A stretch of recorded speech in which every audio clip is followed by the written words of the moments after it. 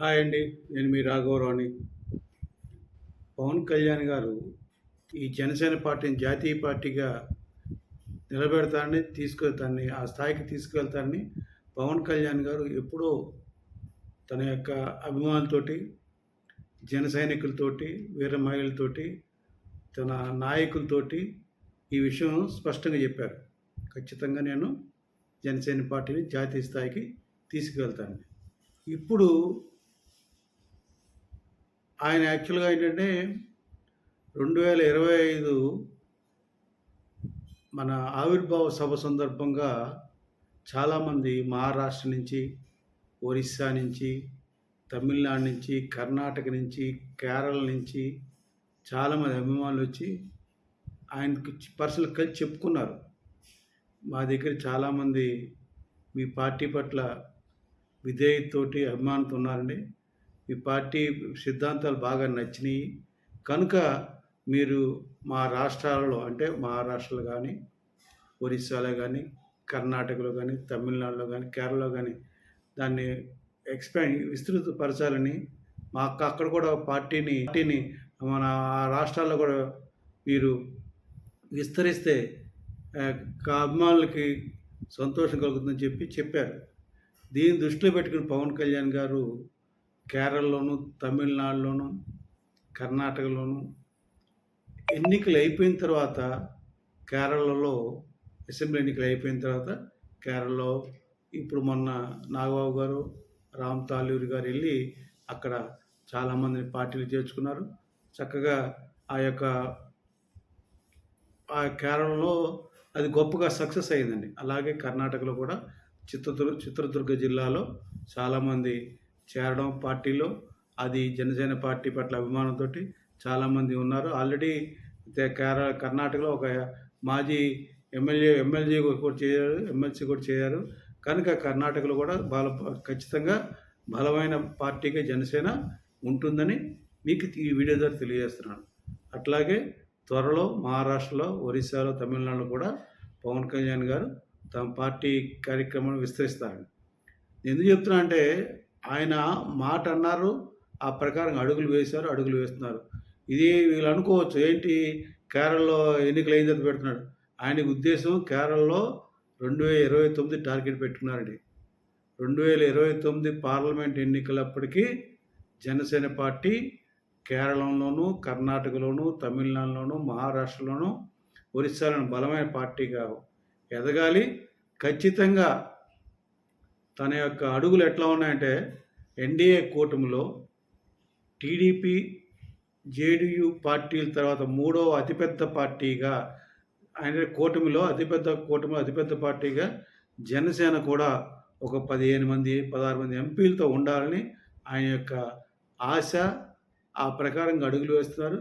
ఖచ్చితంగా పవన్ కళ్యాణ్ గారు ఇటు ఆంధ్రప్రదేశ్లో కానీ, తెలంగాణలో కానీ, కేరళలో కానీ, కర్ణాటకలో కానీ, తమిళనాడులో కానీ, మహారాష్ట్ర, ఒరిస్సాలో కలిపి ఖచ్చితంగా మినిమం 16 ఎంపీ సీట్లు గెలిచి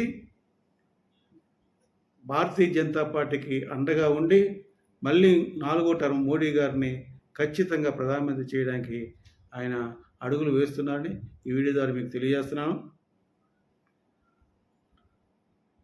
కొంతమంది అప్పుడే మొదలు పెట్టారు ఏడ్చేదలు, ఊరుకోరు కదండి, వాళ్ళు ఏడుస్తుంటారు. వాళ్ళ బతుకులు అంతే, వాళ్ళ బతుకులు ఎప్పుడు ఏడవడమే. ఏంటి పవన్ కళ్యాణ్ ఆంధ్రప్రదేశ్లో సంస్థాగతంగా ఏమి ఎదగలేదు, సంస్థాగతంగా ఏమి లేడు, లేకుండా ఇక్కడే ఏం లేదు, ఆళ్ళు లేదు, సూళ్ళు లేదు, కొడుకు సోమలింగం లేక ఆంధ్రప్రదేశ్కి సరిగ్గా లేదు, తెలంగాణ లేదు, ఏదికి కేరళకి ఎందుకు, కర్ణాటక ఎందుకని మొదలుపెట్టారు. పక్కన చూడు తమిళనాడులో విజయ్ సొంతంగా పోటీ చేశాడు, తీయేస్తున్నాడు, రేపు కాబోయే ముఖ్యమంత్రి అంటున్నారు. రకరకాలుగా మాట్లాడుతున్నాను. నేను ఒకటి చెప్తున్నా, పవన్ కళ్యాణ్ గారు పదవుల కోసం పరిగెట్టరండి. మీరు తెలుసుకోవాలి. ఎవడో ఏడ్చేదవా, ప్రతి తప్పుడు పెదవులు తెలుసుకోండి. పవన్ కళ్యాణ్ గారు పదవుల వెంట పడరు, పదవుల వెంట పరిగెట్టరు, పదవులు కావాలి కోరుకోరు. తను కోరుకున్న సిద్ధాంతాలు, తన యొక్క భావజాలం, ప్రతి మనిషి బాగుండాలి, అందులో నేనుండాలని కోరుకునే ముఖ్యమైన వ్యక్తి. అందరూ అన్ని రకాలుగా మార్పు చెందాలి. ఆ మార్పులో ఖచ్చితంగా దేశం అభివృద్ధి చెందుతుంది. రాష్ట్రం అభివృద్ధి చెందుతుంది. వారి యొక్క కుటుంబం అభివృద్ధి చెందుతుంది అనే ఎంతో ఆహ్, ఆ కోరికతో ఉన్న వ్యక్తి. అటువంటి వ్యక్తి వీళ్ళు పదవుల కోసం, పదవులు కాదు ప్రమేటు. మనుషులు బాగుండాలి. వాళ్ళ మార్పు రావాలి. వాళ్ళ ఆలోచనలు మార్పు రావాలి. వాళ్ళు చదువుకోవాలి, ఉద్యోగాలు చేసుకోవాలి. వాళ్ళ ఆర్థికంగా అభివృద్ధి చెందాలని తాపత్రయపడుతున్నాడు. ఆ విధంగా అడుగులు వేస్తున్నాడు. పదవుల కోసం అయితే ఆయన ఎప్పుడుకో పదవుల కోసం కాదండి. అన్ని రాష్ట్రాల్లో కూడా జనసేన పార్టీ భావజాలం, జనసేన పార్టీ సిద్ధాంతాలు తీసుకువెళ్తే ఖచ్చితంగా 2029 జాతీయ పార్టీకి మారుతుందని నేను ఖచ్చితంగా నమ్ముతున్నానండి. మీరు కూడా నమ్మండి. పవన్ కళ్యాణ్ గారు ఆ దిశగా అడుగులు వేస్తున్నాను మీకు తెలియజేస్తున్నాను. ఏడ్చేవాళ్ళు ఏడుస్తున్నారు కదండీ! వాళ్ళకి ఒకటే చెప్తున్నాను. పవన్ కళ్యాణ్ గారు సంస్థాగతంగా ఏమీ లేదు అన్నారు. నిజమే. పవన్ కళ్యాణ్ గారి సంస్థాగతం ఏమీ లేదు మీరు అంటున్నారు. సంస్థాగతం ఎందుకు? పవన్ కళ్యాణ్ గారికి ఆయన అభిమానులు, జన సైనికులు, వీరమహిళలు, ఆయన తటస్థంగా చాలామంది చాలా అభిమానులు ఉన్నారు. వాళ్ళందరూ కలిసి ఓటేశారు. మీరు తెలుసు ఒకటే చెప్తున్నా మీకు ఛాలెంజ్ చేస్తున్నాయో ఏడు చదవాలందరికీ ఒకటే చెప్తున్నా. సంస్థాగతంగా బలంగా లేని జనసేన పార్టీ సాధించినట్లు 100% స్ట్రైక్ రేట్ తోటి భారతదేశంలో సంస్థాగతంగా చాలా బలంగా ఉన్నాము. మేము అడుగు నుంచి 45 సంవత్సరాల నుంచి ఒక 70 సంవత్సరాల నుంచి పాతుకుపోయాము అని చెప్పే ఏ పార్టీ అయినా సరే ఒక్క పార్టీని చూపించండి. 100% స్ట్రైక్ రేట్తో గెలిచిన పార్టీని ఒక్క పార్టీని చూపించండి. అది పవన్ కళ్యాణ్ గారి యొక్క గొప్పతనం. ఆయన కారణ జన్ముడు.